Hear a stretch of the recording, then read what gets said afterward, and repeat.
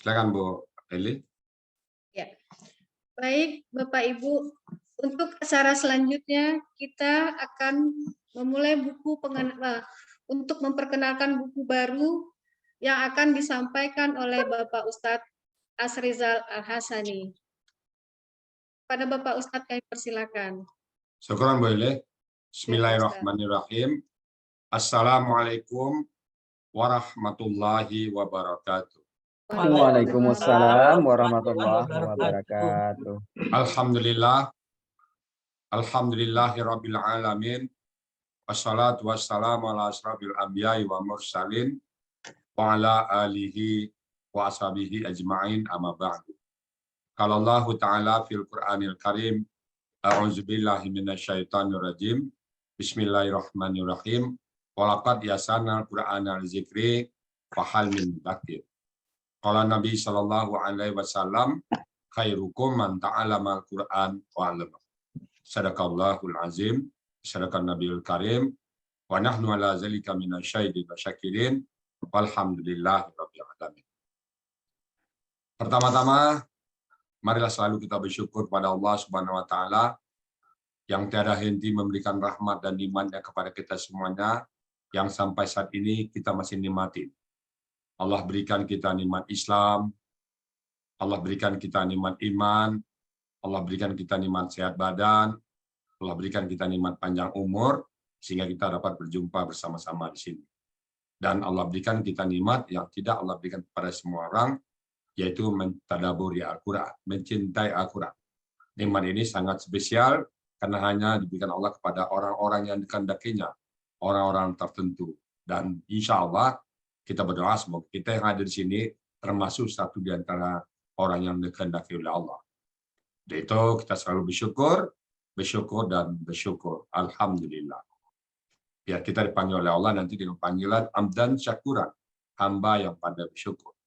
Terhadap rasa syukur ini Allah berjanji, la in syakartum la azidannakum. Jika kau bersyukur, maka aku tambah nikmatku.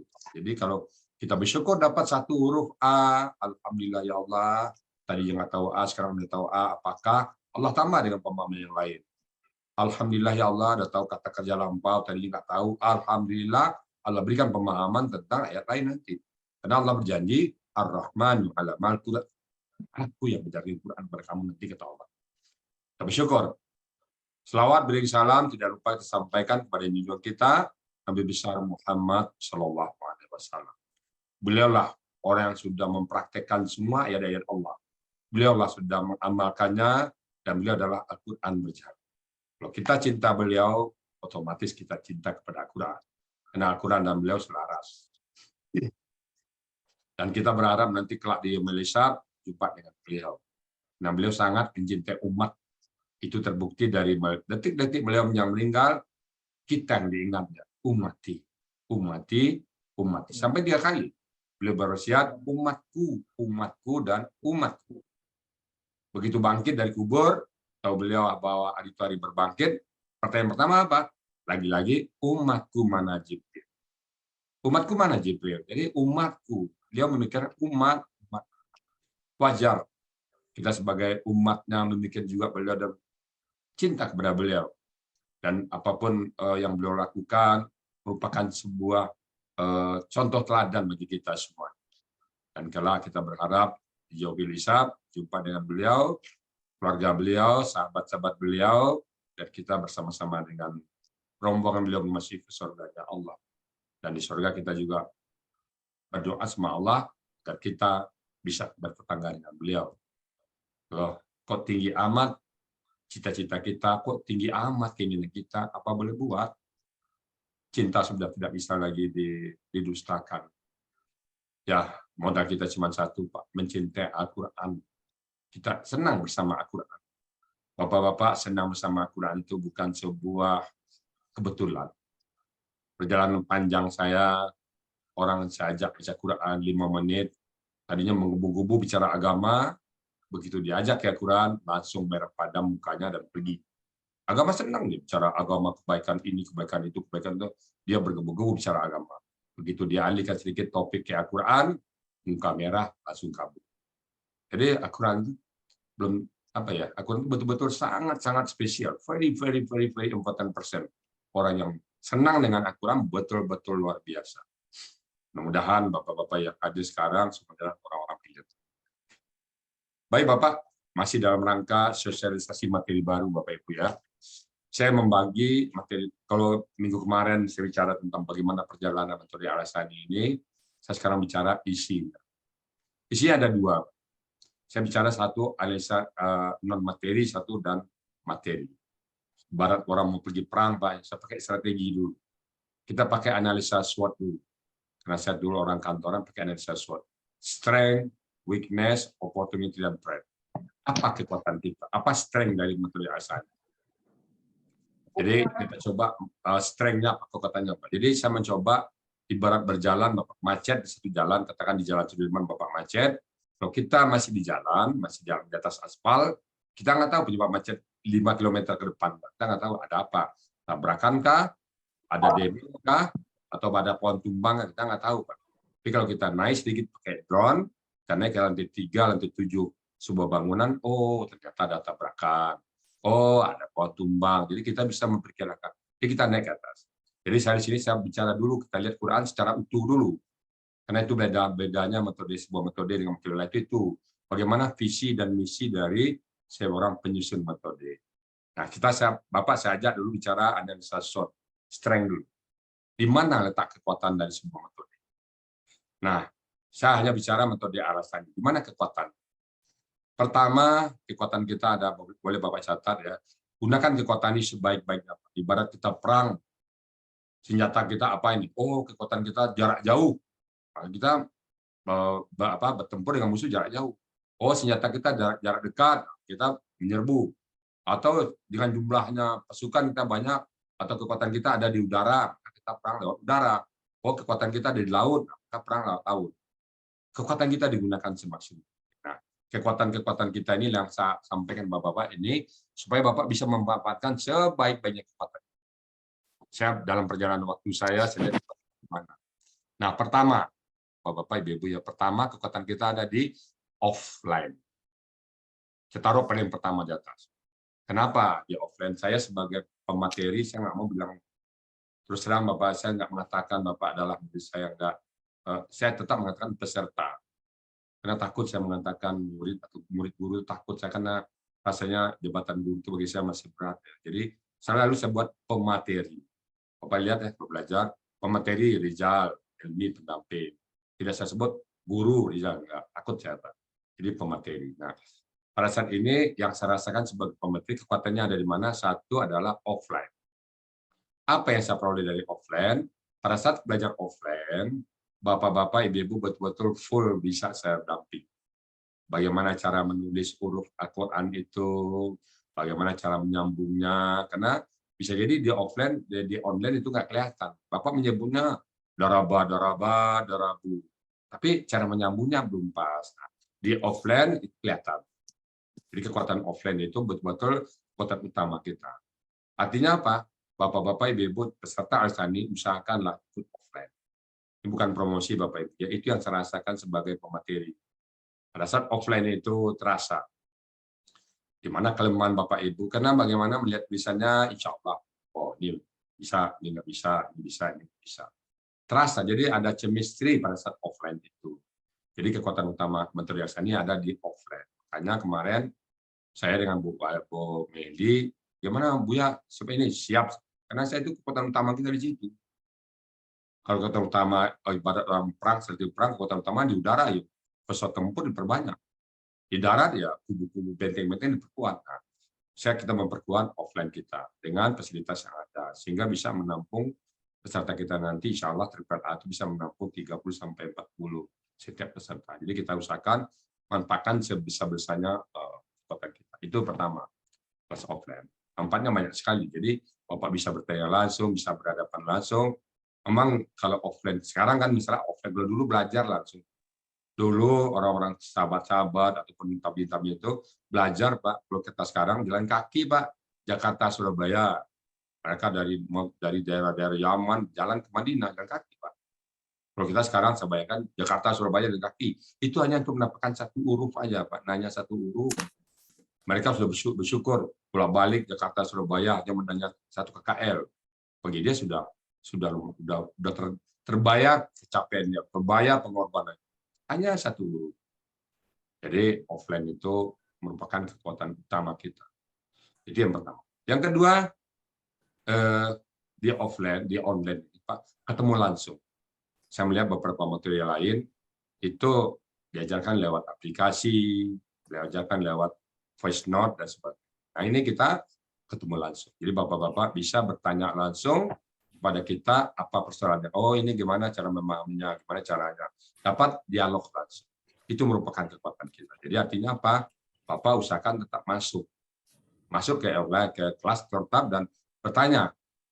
Karena kalau lewat chatting, lewat apa banyak. Saya chatting itu kadang-kadang banyak yang tidak tersampaikan pesan. Jadi ketemu langsung. Ketemu langsung itu merupakan sebuah kekuatan dari materi alasan. Maka saya tidak mau karena juga ada peserta Ustaz untuk materi pertama, ya Ustaz ya. Jadi tetap kita berikan kepada Bapak langsung. Secara langsung, tidak pakai perantara untuk materi. Nanti latihannya baru nanti didampingi oleh Bapak. Jadi itu merupakan kekuatan kita juga. Nah, yang ketiga, menulis. Jadi Bapak materi asal ini tidak bisa menghindar dari menulis. Ustaz cuma baca aja, Pak Ustaz. Menulis. Bagaimanapun Bapak menulis ini adalah saya adalah praktek, saya sangka jadi teori, bukan teori jadikan praktek. Jadi saya pada saat awal-awal memahami Quran, itu misalnya 1 ayat baca, misalnya Bismillahirrahmanirrahim, zalikal kitabul la raiba fihi lil muttaqin. Saya nggak tahu kata hudan, saya nggak tahu kata muttaqin misalnya. Begitu saya tulis, oh, dan juga katanya ini ya. Oh, baru menulis, Pak. Jadi pada saat menulis, saya baca ayat, katakan 5, mungkin nggak tahu.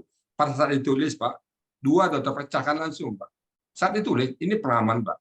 Saat ditulis, itu 2 sudah terpecahkan, tinggal 3 lagi masalah. Nah, jadi menulis sebuah keharusan dari metode alasan. Tulis. Kenapa? Kekuatan ada di situ. Tulis, jadi menghafal dengan menulis cepat daripada menghafal aja tanpa menulis. Bapak tulis, ikatlah ilmu dengan menulis. Jadi dengan menulis, kita bisa membenakkan bahasa keren. Sehingga masuk ke kita, menjadi vocab. Kalau Bapak hafal aja, tanpa menulis, bisa lupa lagi. Nah, bapak-bapak, ibu-ibu yang melihat kamus berkali-kali, jangan-jangan tidak ditulis. Kalau ditulis, insya Allah. Itu merupakan kekuatan kita nomor 3. Jadi pertama kekuatan kita ada di offline, yang kedua kekuatannya ada ketemu langsung, baik dengan saya ataupun dengan para pendamping saya. Yang ketiga, menulis. Jadi makanya ayat pertama tulis. Maka latihan kita tulis ayat yang dibahas dalam khusus.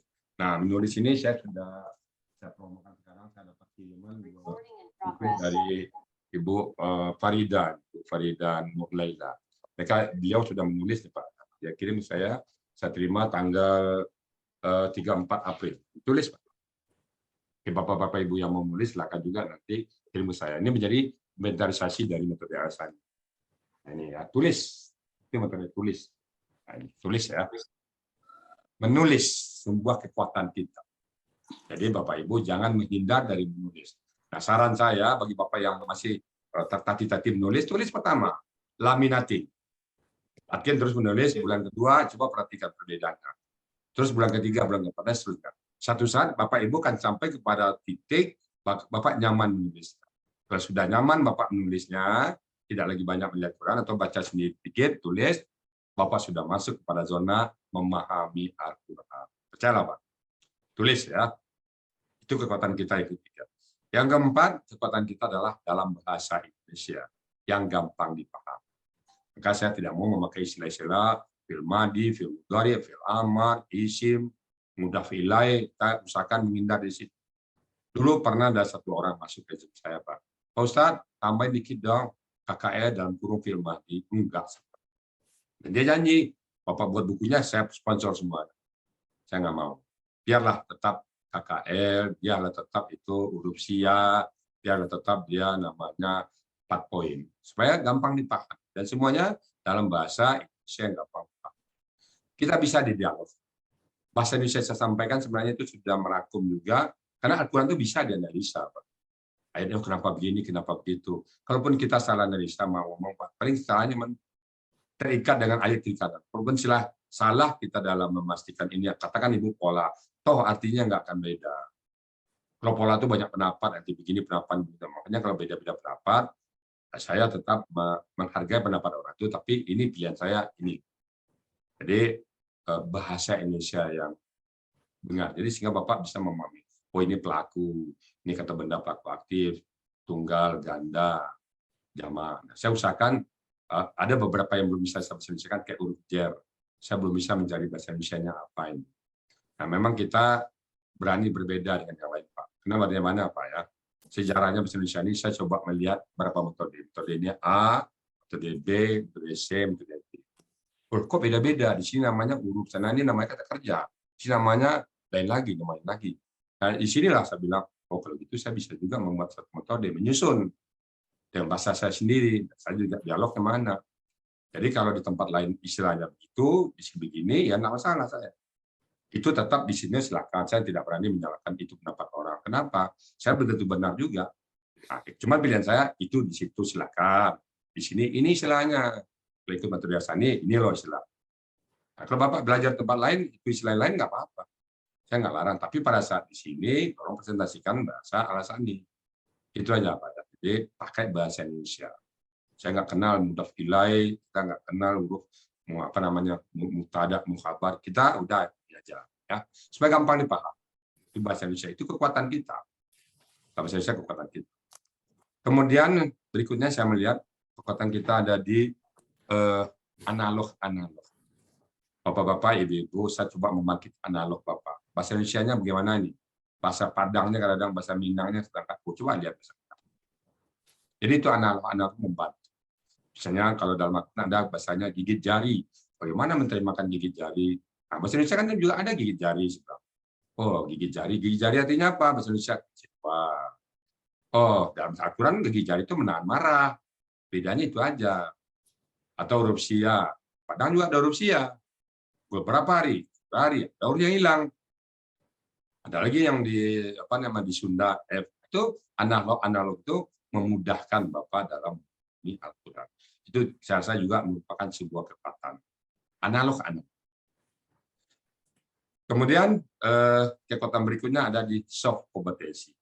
Soft kompetensi 5 pilar alasan itu perlu, Pak ya. Karena saya melihat soft kompetensi itu lahirnya dari perjalanan panjang alasan. Saya mulai mengajar dulu di tahun 2005. Kemudian saya coba, tapi tidak full ya Pak, yang ngajar itu orang datang ke rumah saya ajarin, orang datang ke rumah saya ajarin. Nah, kemudian tahun 2004-2005 saya mulai agak sedikit banyak ngajar. 2004 ya 2004-2005. Tapi tetap juga dalam kondisi bekerja. Nah, yang agak sering mengajar itu 2011 ke atas. Nah, saya mulai 2011, 2014, 2015, mulai banyak mengajar kan. Nah, tadinya 5 pilar belum ada. Nah, pada saat 2015 total itu saya coba lihat kenapa peserta saya yang 15 orang itu cuma jadi 1 orang. Kenapa jarang jadi 2 orang, sisanya hilang entah kemana. Saya tanya mereka, satu Pak, kenapa ini, kenapa itu. Nah, akhirnya saya simpulkan, saya harus mengajarkan dulu 5 pilar. Pertama, soft competition itu niat ikhlas, karena niatnya belajarnya eran Pak, niatnya belajar itu ura-ura teman-temanan, reuni-reunian. Oh teman kita ikut di Al-Sani si A, sama-sama mahasiswa katakan ITB ikut, sesama mahasiswa UNAN ikut, habis itu ketemu dia sudah bisa dengan Quran. Ada sama satu kampung gabung, ketemu bisa. Jadi niatnya belum ikhlas. Nah itu makanya saya susun niat ikhlas, lillahi ta'ala belajar Quran itu buat punya niat.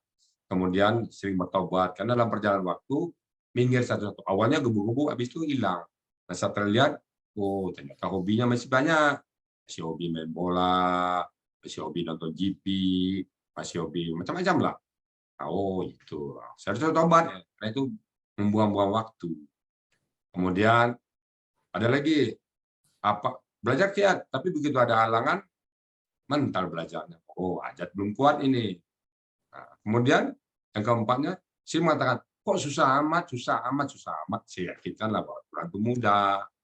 yang susah kitanya, ya kita memperubah diri kita, jangan nanti kita legalkan Al-Quran itu susah. Nah, terakhir, udah bisa pintar, 6 bulan ketemu saya, hilang. Oh, istiqamah. Lahirlah sebuah soft progresi yang dinamakan 5 pilar rasanya. Itu merupakan kekuatan kita juga. Jadi Bapak-Bapak, gunakanlah kekuatan itu sebaik. Kemudian yang nggak kalah penting juga, Pak. Ini materi kita adalah praktek yang saya angkat jadi teori. Saya tidak teori menjadi praktek. Ada orang teori gini-gini, lalu dipraktekkan. Ini enggak. Ini sebaliknya, praktek yang menjadi teori. Contoh yang paling kentara kali ada Rusia sama tajwid. Itulah praktek yang saya angkat jadi teori. Nah, jadi beberapa materi kita adalah dari praktek saya. Menulis itu praktek. 7 tip pelatihan itu udah nampak tilas. Bagaimana mengambil pelatihan kan 7 langkah itu tuh nampak tilas saya itu Pak. Bagaimana sama mengambil Quran. Jadi bukan teori yang saya jadikan praktek. Kebalik adalah praktek saya memahami Quran dijadikan sebuah teori. Itu merupakan kekuatan saya juga. Jadi sehingga ada kemarin di Pak Erisman itu Pak Rizal ngajarnya aku nggak pernah lihat buku. Pak Hilman juga gitu. Karena memang dari praktik yang saya angkat ke teori. Saya mengajar di sini 3 hari itu nggak pernah buka buku, nggak pernah buka buku, nggak pernah buka teori, kok di kepala semuanya. Kenapa? Inilah kekuatan kita, praktik menjadi sebuah teori. Nah, itu merupakan kekuatan. Dan terakhir mungkin bisa juga dari kekuatan, setiap pendatang baru di Al-Sani kita sapa. Itu juga merupakan sebuah kekuatan kita. Jadi orang-orang baru merasa terayunin, merasa disapa. Karena saya masih ingat pertama itu Ibu Indri Yuliana. Ibu Indri Yuliana ada dia beliau berkata, itu terkesan sekali saya. Ustadz, baru pertama saya masuk Zoom disapa. Saya masuk Zoom tempat lain nggak pernah disapa. Masuk Al-Sani disapa. Beliau sekarang, sampai sekarang saya lihat insya Allah masih tetap bersama Al-Sani. Nah, itu merupakan kekuatan kita di luar materi. Nah, saya bicara di luar materi. Jadi kekuatan itu penting, Pak ya.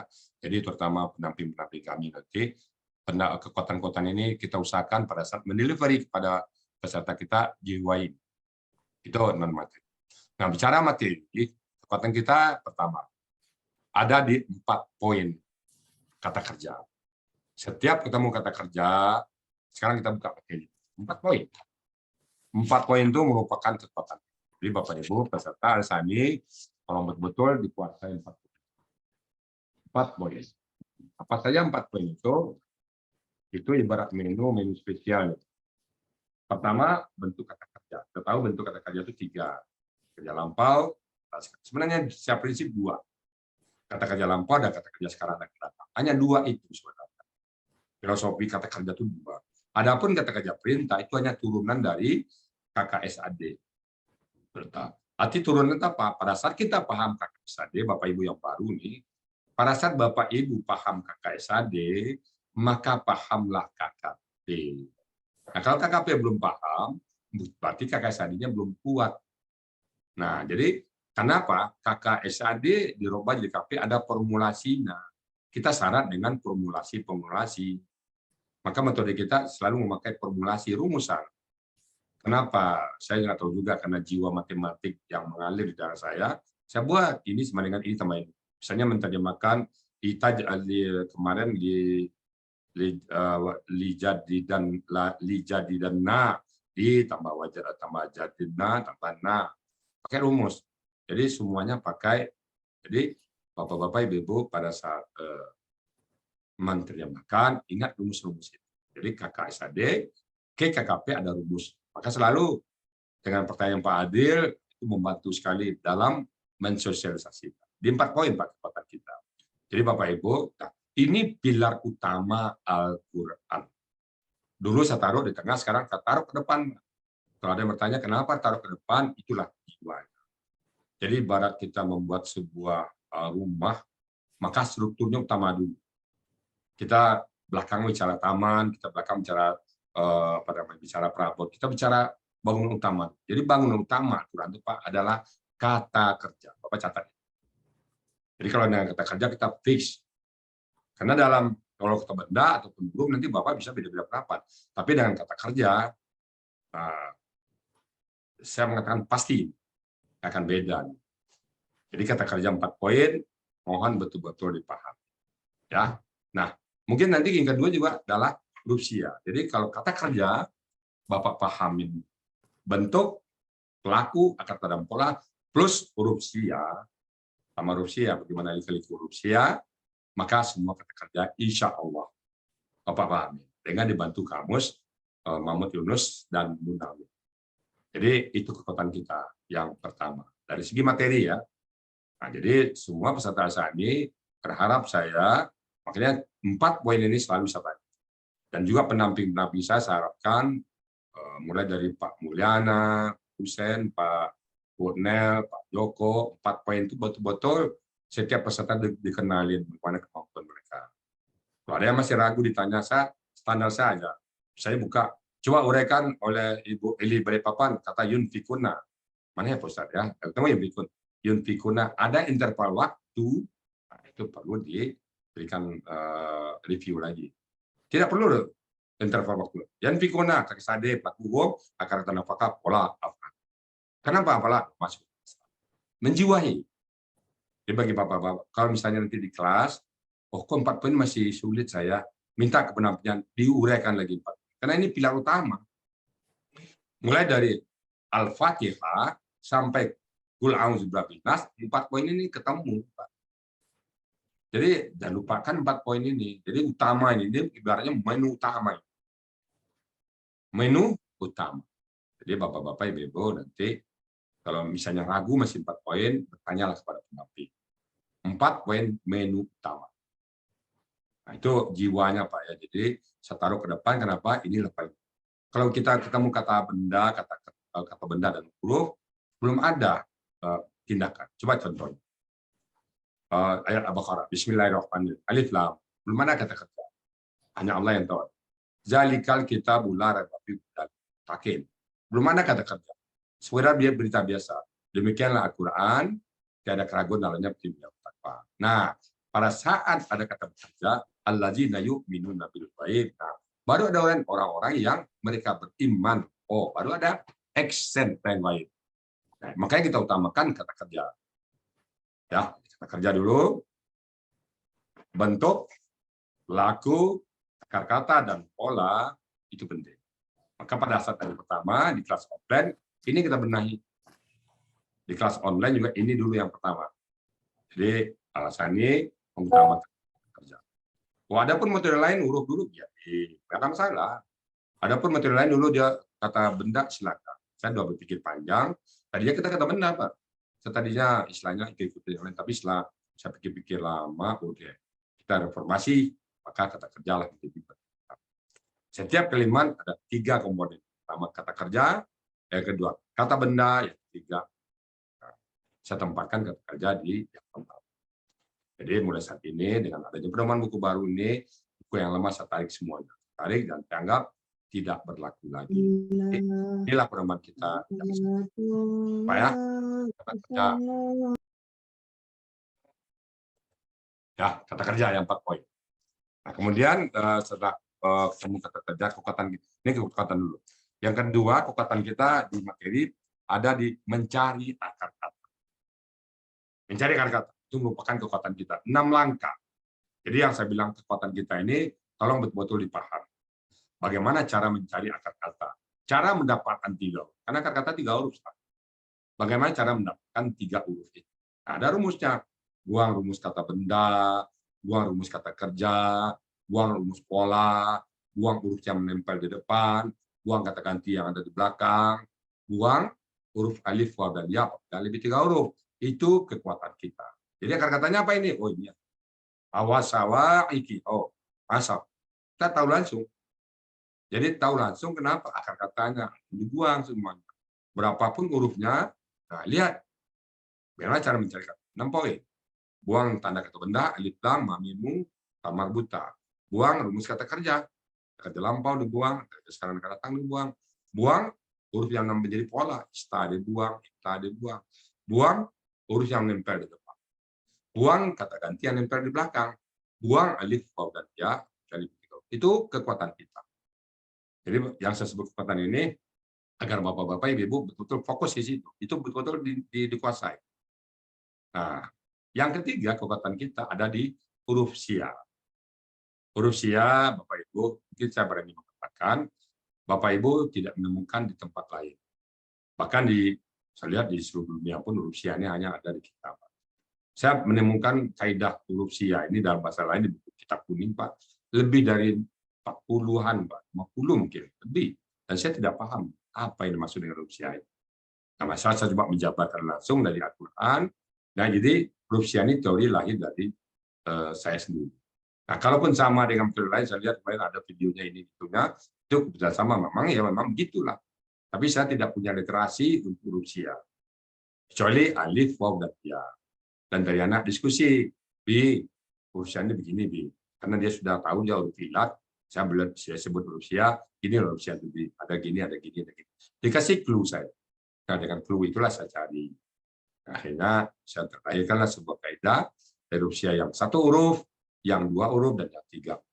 Nah, Bapak Ibu, ini juga merupakan kekuatan kita. Bagi Bapak-Bapak, Ibu-Ibu yang paham huruf sia, insya Allah paham 4 poin, paham huruf sia, insya Allah kata kerja sudah paham. Itu kekuatan kita. Yang terakhir mungkin disebut kekuatan kita ada di bunga rampai. Di bunga rampai itu ada hal-hal yang sangat spesifik, jarang terjadi, dan berbeda dengan yang lain di bunga rampai. Dan bunga rampai itu tempat kita mengembangkan semua hal-hal yang perlu tambahan variasi lah. Jadi gitulah kira-kira metode Al-Hassani ini kekuatan dulu. Nah, materinya nanti Pak, insya Allah saya mohon buat ini nanti yang terutama yang lama, kalau yang baru enggak ya, yang offline 1 sampai 4, yang offline 5 sampai 6 enggak, yang sudah lama kita buat entah itu 2 kali seminggu atau sekali seminggu, nanti semuanya saya paparkan. Yang belum, saya mulai dari review dari awal. Saya terangin 4 poin, ada yang perlu bertanya lagi. Yang kedua, sesuai dengan materi yang ada yang baru. Jadi kan saya sampaikan kepada Bu Aini dan Bu Meli, tolong dicatat ya. Jadwalkan saya semua kelas diundang. Jadi tidak ada lagi yang berbeda-beda istilahnya. Baik kelasnya Pak Husen, kelasnya Pak Saad, kelasnya Bu Nel, kelasnya Bu Evi, semua kelas yang lama-lama. Bu Aini ada, Bu Aini sudah dengar Bu Aini? Ya, Bu ya. Nah, tolong nanti diundang semua kelas. Setelah Lebaran nanti kelas yang khusus, mungkin entah itu 5 kali pertemuan, terbatas pertemuannya, itu semua kelas, mulai dari kelas Pak Husen, kelasnya Pak Mulana Abdullah, kelasnya Bu Nel, kelasnya Pak Joko Suramto, semua kelas pendamping saya, satu kelas bertemu semuanya, nanti saya memberikan materi baru. Tapi di kelas yang dulu, yang belum sampai ini, saya sesuaikan. Di kelas offline, 1 sampai 4, dan kelas 5 sampai 6 itu langsung di kelas, karena masih dalam dengan saya. Tapi yang sudah lepasan saya, nanti dikumpulkan 1 4, jadi saya berikan semacam sama bahasa, jadi tidak ada lagi bahasa yang berbeda-beda. Kalau belum ada buku, saya sampaikan, ini silahkan. Itu Bu Aini ya, dan Pak Ilmi juga, dia sebagai pengawas, diawasin, semua ikut dari kita. Supaya sama istilah. Ya. Itu kekuatan kita. Jadi, Bapak Ibu, supaya seragam begitu. Nah, masalah sekali lagi, ada pendapat lain, kok ini nggak ada, ini mungkin pertimbangan saya setahun ke depan, ada yang, karena ini baru maksimum, ada yang salah, bisa jadi kurang, karena metode tidak mungkin ada yang salah. Kalau misalnya ada yang kurang, saya pertimbangkan mungkin tahun depan. Ini perjalanan dulu awalnya cuma 3 lembar Pak, jadi itulah saya bersyukur. Nah, kalau saya tunggu lengkap dulu, kita nggak jumpa. Lengkapnya ini dengan latihan. Buku ini dulu cuma 3 lembar, Pak. Habis itu 4 lembar, 5 lembar, 7 lembar. Sekarang sudah 40 berapa lembar. Sampai sekarang sudah 60 lembar. Dan namanya bisa, paling tidak bisa menyumbang sebuah pemahaman terhadap kita-kita. Ini ya, kita bukanlah orang pom. Ya, jadi pasti akan banyak berbeda pendapat. Saya beda pendapat, saya tidak akan layani lagi. Oh, ini begini nih, saya nggak layani. Jadi kalau beda pendapat, kalau ada pendapat itu silakan. Itu saya tidak salahkan, tapi inilah pilihan kita di Al-Hassani. Jadi itu Bapak Ibu ya, mudah-mudahan. Jadi saya bicara belum bicara materi Pak ya. Saya bicara dulu di mana kekuatan kita baik sebagai non materi ataupun materi. Ya. Mungkin gitu aja Bu Eli Balikpapan untuk presentasi pagi ini, dan kita buka dengan diskusi dan tanya jawab. Demikian Bapak Ibu semuanya, mohon dimaklumin saya sebagai pemateri ada kata-kata yang salah, sama katakan itu maaf yang sebesar-besarnya. Tujuan saya satu, cuman saya selalu setiap saya dapat teori baru, doa saya sama Allah cuma satu, Pak. Ya Allah, mudahkan saya dalam memberikan apa yang diberikan kepadaku kepada orang-orang yang ingin belajar. Itu doa saya, Pak. Satu paket. Begitu saya dapat, oh ini begini ya. Maka doa saya apa? Ya Allah, mudahkan saya menerangkannya kepada peserta saya. Bapak Ibu, mungkin Bapak Ibu nggak percaya. Bapak Ibu lah yang ada dalam pikiran saya. Saya tiap saat. Pada saat saya ngajarin, katakan adalah, saya nggak buat-buat. Katakan Pak Budi Purnomo, saya pakai nama penampil saya biar aman saya. Pak Budi Purnomo belum paham. Saya mikir Pak, bagaimana cara saya bisa membantu Budi Purnomo. Kadang-kadang Bapak Ibu, sering terjadi seperti itu. Saya mandi, lagi saya bersampo. Ingat, oh begini cara. Maka saya berhenti bersampo Pak, saya pakai anduk lagi, saya tulis. Cara nerang ke Pak Budi, tolong pakai analog. Analog saya cari itu Pak, ini. Cari dulu. Habis saya mandi lagi, baru saya kembangkan. Nanti ketemu Pak Budi, saya terangkan begini cara. Itu selalu Pak. Ada juga misalnya ke Prof. Apip ini gimana lagi bahasanya? Yang orang saya ini. Saya pakai lagi bahasa. Jadi kadang-kadang satu persatu Bapak itu ada di kepala saya. Karena masing-masing Bapak-Bapak itu kadang-kadang beda-beda bahasanya. Bagaimana dengan ibu rumah tangga? Karena bahasanya beda juga. Bagaimana dengan seorang dosen? Karena kita ini kan lengkap di sini. Ada mahasiswa, ada profesor, ada ibu rumah tangga, ada karyawan, ada direktur utama, ada ini. Nah, semuanya itu kan perlu di bahasa yang kadang-kadang dengan si A nggak cocok bahasanya. Lebih cocok bahasanya. Jadi, itu merupakan sebuah PR saya, Pak. Jadi sekarang dapat jawabannya lagi. Kadang-kadang saya lagi bawa motor, Pak, mikir bagaimana cara ngajar. Dapat jawabannya. Saya mikir, Pak, tulis berhenti dulu. Habis itu simpan global-globalnya aja. Habis itu jalan lagi. Nah, sering seperti dulu, Pak. Metode ini begitu. Gimana ada? Terutama KKP, kata kerja perintah. Bapak boleh cari ke tempat yang lain, ada nggak cara begitu ngajar? Itu saat saya mengajarkan, saya tetap, ya Allah, mudahkan saya dalam memaham dan mengajarkan kepada peserta saya, ya Allah. Nah, tiba-tiba, oh, KKP ini begini caranya. Bahasanya pakai pola fa'ala, pola alif, pola non-alif. Bapak boleh cari di tempat manapun metode, ada nggak istilah non-alif, ada istilah alif. Ada hanya di alasannya. Itu merupakan sebuah bukti, sebuah teman saya. Bapak silakan cari dia. Ada nggak istilah? Nah, itulah merupakan kekuatan saya. Jadi, metode Arsani lahir dari rahimah sangat pencinta Al-Quran. Sedikit sekali saya belajar dengan yang lain. Maka saya yakin surat Ar-Rahmanul Alam Al-Quran itu betul-betul Allah buktikan bahwa saya menerimakan Ar-Rahmanul Alam Al-Quran itu ngomong lebay, Pak saya. Lebay sekali. Ar-Rahman kan artinya kan domah yang maha pengasih Al-Quran. Kalau saya lebay, gue yang ngajarin Quran lu Zal. Soalnya dialog saya sama Allah begitu. Kau ingin cuma kamu berusaha. Saya yang ngajarin begitu. Ar-Rahmanu Alam Al-Quran. Aku yang ngajarin kamu Quran. Saya rasa saya baca Quran, oh begini. Oh Allah sedang ngajarkan. Oh begini. Oh kalau doma itu pelaku ya. Dari mana saya tahu Pak? Literasi sedikit sekali. Oh, kalau doma itu pelaku ya. Kalau fata itu objek ya. Oh, gitu ya. Kalau ini oh berarti pola istafala ya. Itu guman langsung. Nah, itu yang saya melihat sebuah proses. Itu yang makanya saya anggap ini adalah pengalaman lapangan saya angkat menjadi sebuah teori. Bukan teori yang saya praktikkan jadi pengalaman Bapak. Saya nggak tahu dari segi sainnya apa, saya nggak tahu itu. Tapi itu yang terjadi. 7 langkah menerimakan 7 tips latihan itu juga napak tilas saya. Tulis ini, kalau kata kerja begini, kalau kata benda begini. Itu tips latihan saya. Adalah napak tilas saya dalam memahami Al-Quran. Target dari saya, Bapak Ibu, inilah persembahan saya kepada Bapak Ibu yang sudah bergabung di Arsani, dan mungkin kita akan mempersembahkan ini kepada umat yang tidak pernah tersentuh pondok. Karena kalau tersentuh pondok, dia nggak suka dengan kita. Oh, kalau bukan film Madi dia nggak mau. Kalau bukan film dari dia nggak mau. Saya bilang kalau nggak mau ya sudah, silakan. Ambil yang ada film Madinya. Ambil yang ada film Mudahiyatnya silakan. Ya, sini nggak ada film Madi. Yang ada sudah lampau. Sekali lagi, inilah persembahan saya berkat dukungan Bapak Ibu semuanya. Yang ada di Zoom ini 164 orang dan pikiran saya sudah 3 ribuan peserta ini. Karena berkat doa Bapak semuanya, berkat dorong Bapak, berkat dukung Bapak, maka alasan ini menjadi sebuah alternatif bagi orang-orang yang tidak pernah tersentuh pondok ingin memahami Quran. Dan terakhir, saya sangat bersyukur kepada Allah SWT. Saya sangat tidak membayangkan dari tua saya berkecimpung, saya terjebak dalam Al-Quran, saya terbelenggu dengan Al-Quran, saya menikmati semuanya, saya nggak nyangka.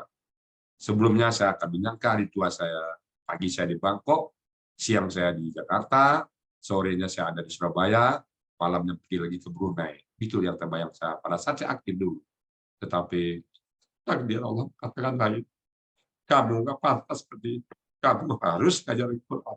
Maka berbagai macam kejadian memaksa saya untuk belajar Quran, dan akhirnya Allah izinkan saya dalam membuat sebuah, inilah sejarah hidup saya. Ini saya persembahkan kepada orang tua saya. Tanpa membesarkan saya dengan kecil saya, maka saya berikan nama metode Al-Hasani, bapak saya bernama Hasan Basri. Saya persembahkan kepada beliau karena beliau kecil saya, beliau sering menulis fa'ala.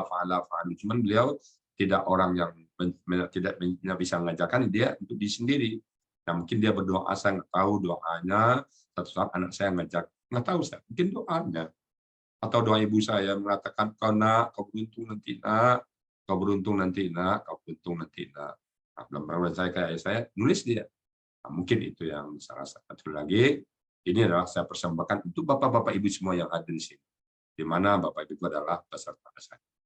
Demikian yang dapat saya sampaikan. Kepada yang salah, saya mau membukakan pintu maaf yang sebesar-besarnya. Dan kepada Allah kita berserah diri. Sekali lagi, saya kembalikan kepada Ibu Eli, beliau peran sebagai moderator. Ya, saya mohon maaf kepada yang sudah ditunjuk moderator dan baca Quran, karena terlambat tadi saya langsung menunjuk Bu Eli dan Pak Ahmad Ayman Heri sebagai pembaca Quran. Maafin saya ya. Dan kita betul-betul tetap, pokoknya seterlambat kita langsung tunjuk pengganti. Demikian, dikurang maaf, kalam bila taufik wal hidayah. Assalamualaikum warahmatullahi wabarakatuh. Silakan Mbak Eli. Ya, terima kasih Pak Ustadz.